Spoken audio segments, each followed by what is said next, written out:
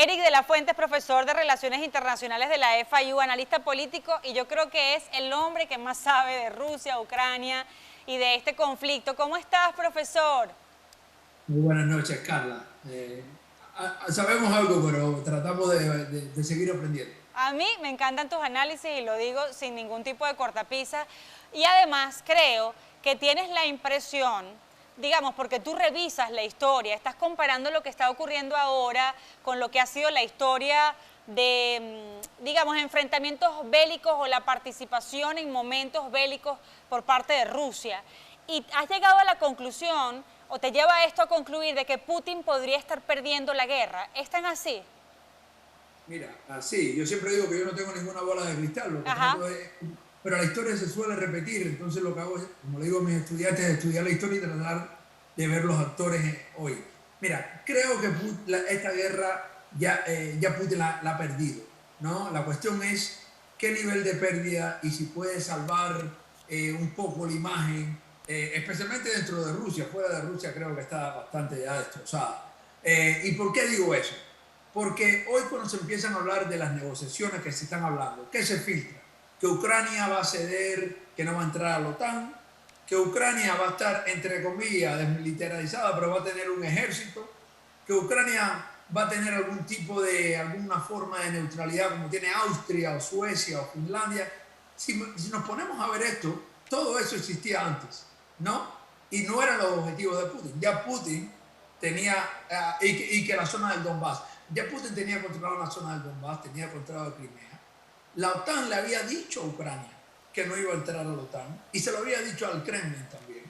Obviamente no había equipos de la OTAN para disparar a Rusia en Ucrania tampoco. Entonces hay una serie de cosas. Los objetivos de Putin era aniquilar a Ucrania como Estado o controlarla, sea un control más directo o indirecto por gobierno títere. Eso ya está fuera de las cartas. Es imposible para Rusia controlar a Ucrania después de las 3 semanas de debacle. Ok.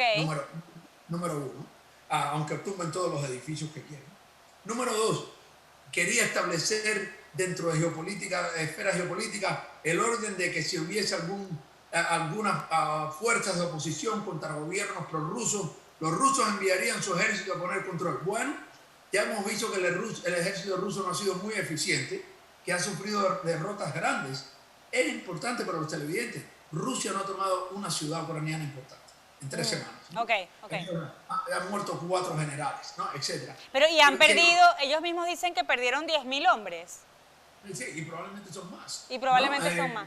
Y probablemente son más. Pero lo de los 4 generales, inclusive, cuando en una guerra moderna, donde los generales no andan en frente del ejército, Eso te iba a pierden decir. 4 generales en 2 semanas y media. Y los generales fueron a batallar, tan leales a Putin son que fueron al campo de guerra. Bueno, no, yo creo que los ucranianos con francotiradores, Ajá. muy buenos. Hasta los generales no estaban al frente de la batalla, pero creo que es importante. Okay. Pero lo otro es que a nivel internacional la reputación no solo ha caído, pero la imagen de Rusia como una más moderna, un ejército, está mirando Estados Unidos, está mirando China, están mirando muchos esto acá. Y además la economía rusa, porque internamente hay un problema grande. Se están dando cuenta que toda esta grandeza que hablaba Putin depende de la tecnología occidental, sí, el capital occidental, hasta los lados rusos, el carro más ruso, tuvo que cerrar su fábrica porque... Ay. Y todo este tema, así que creo que es un problema. Profe, es que te perdimos por un segundo, pero ya volviste, gracias a Dios. Ahora, mi pregunta siguiente es esta. Cuando nosotros vemos el desarrollo de estas negociaciones, tú decías, si Putin se sienta para quedarse con lo mismo que ya tenía, con estos territorios que ya le eran, digamos, afines, entonces él mismo está admitiendo que perdió. Para los que estamos siguiendo esto, sí. Okay. Pero hay 2 cosas que es lo que yo creo los servicios de inteligencia que están diciendo de, bueno, parecer que no podemos ganar. ¿Qué hacer? ¿Qué pasa? El discurso interno en la televisión estatal rusa ha estado diciendo todo el tiempo, nosotros estamos ahí porque Ucrania quiere entrar a la OTAN. Ahora puede decir, mira, Ucrania está diciendo públicamente que no va a entrar a la OTAN. Ajá, ¿y ahora cuál es la excusa?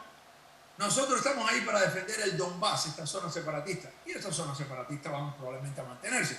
Puede decir, mira, logramos seguridad, que estas zonas separatistas están ahí. uno de los problemas más grandes, él quiere que Zelensky reconozca Crimea, que creo que no va a hacer. Pero bueno, y nosotros, la seguridad de Rusia, todo este tipo que puede estar en el lenguaje, él todavía tiene suficiente control para una población que puede ser, cada día va perdiendo esa credibilidad, ¿no? Eso es lo que es importante. Para la gente que lo sigue, se sabía que eso estaba ahí, pero los titulares, inclusive yo decía, Zelensky está dispuesto a ceder, que no va a entrar a la OTAN en Ucrania, inclusive los titulares internacionales. Pero para uno que lo sigue, de primera mano te puede decir que ya la OTAN le había dicho a Ucrania mucho tiempo antes y durante las negociaciones que no iba a entrar.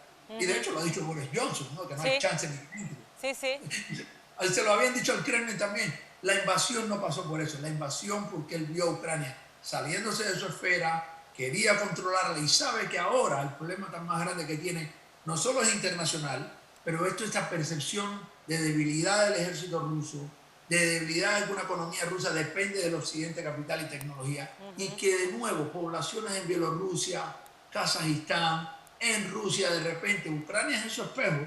Acuérdense, Ucrania es el país más importante para los eslavos y ha sido un poco ese empuje que sale de ahí. Y esto puede activar de nuevo esos movimientos en algunos de estos países, inclusive dentro de Rusia, que el gobierno le tiene mucho miedo. Bueno, vamos a hablar de eso, porque esa debilidad de Putin, ¿cómo lo puede afectar para su estabilidad dentro de su propio país? Eso lo hablamos al regreso de esta pausa, para que nos digas cuán vulnerable queda Putin después de esta guerra que él mismo inició. El profesor Eric de la Fuente nos acompaña un rato más, eso va a ser en unos segundos, no se aparten.